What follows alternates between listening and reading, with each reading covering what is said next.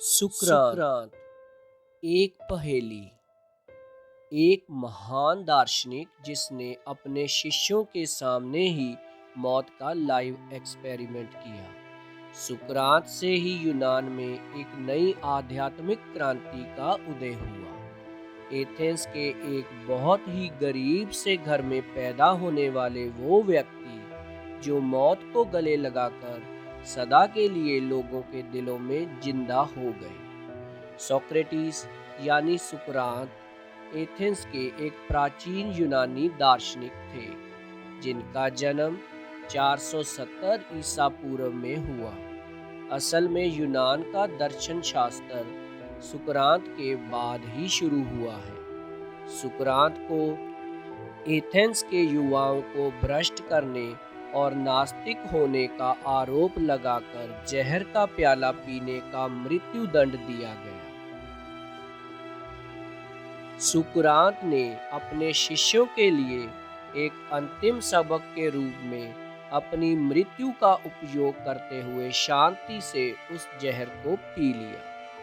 दोस्तों, intellectual word series के तीसरे एपिसोड में आपका स्वागत है। वीडियो में आगे बढ़ने से पहले हमारे चैनल को सब्सक्राइब जरूर करें। कहा जाता है कि सुकरात एक क्रूर व्यक्ति थे और ज्यादा बोलते थे।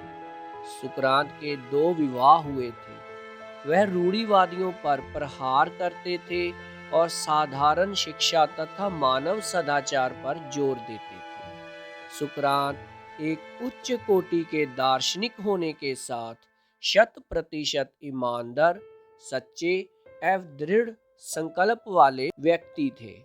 बुद्ध की भांति सुकरात ने कोई ग्रंथ नहीं लिखा।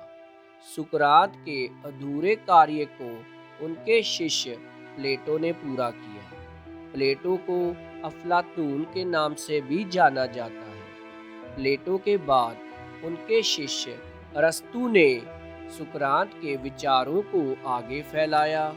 399 ईसा पूर्व आखिर वह दिन आ गया जब सुकरात के दुश्मनों ने उन पर गंभीर आरोप लगाकर उन पर मुकदमा चलवा दिया। प्रथम आरोप ये था कि वह मानव देवताओं का निरादर करता है और उनमें विश्वास नहीं करता। दूसरा आरोप था कि वह नगर के युवा वर्ग को भ्रष्ट बना रहा है। सुकरात ने अदालत में कहा, मेरे पास जो कुछ था वह मैंने एथेंस वासियों की सेवा में लगा दिया। मेरा उद्देश्य केवल अपने साथी नागरिकों को सुखी बनाना है। उसने अपना वकील करने से भी मना कर दिया और कहा कि एक पेशेवर वकील पुरुषत्व को व्यक्त नहीं कर सकता है। सुकरात ने अपने बचाव में बहुत सी दलीलें भी दी। फिर सुकरात ने कहा, यदि आप मुझे इस शर्त पर छोड़ दें कि मैं सत्य की खोज छोड़ दूं, तो मैं आपको धन्यवाद कहकर यह कहूँगा कि मैं परमात्मा की आज्ञा का पालन करते हुए अपने वर्तमान कार्य को अंतिम श्वास तक निभाऊंगा। सुकरात की बातें सुनकर न्यायाधीश नाराज हो गए, क्योंकि वह समझते थे कि सुकरात ने उनके द्वारा थोपी गई बातों को ना मानकर उनका निरादर किया है। न्यायाधीशों ने निर्णय तक पहुंचने के लिए वोटिंग की पेशकश की, क्योंकि उनके मन में भय था कि यदि वोटिंग कराए बिना हमने सुकरात को सजा दे दी तो जनता में विद्रोह पनप सकता है। और उस वोटिंग में 280 न्यायाधीशों ने सुकरात को दोषी माना। न्यायाधीशों का अंतिम फैसला था कि सुकरात को मृत्यु दंड दिया जाए और उनको विष का प्याला पीना होगा। न्यायाधीशों द्वारा दिए गए फैसले को सुकरात ने शांत भाव से स्वीकार कर लिया।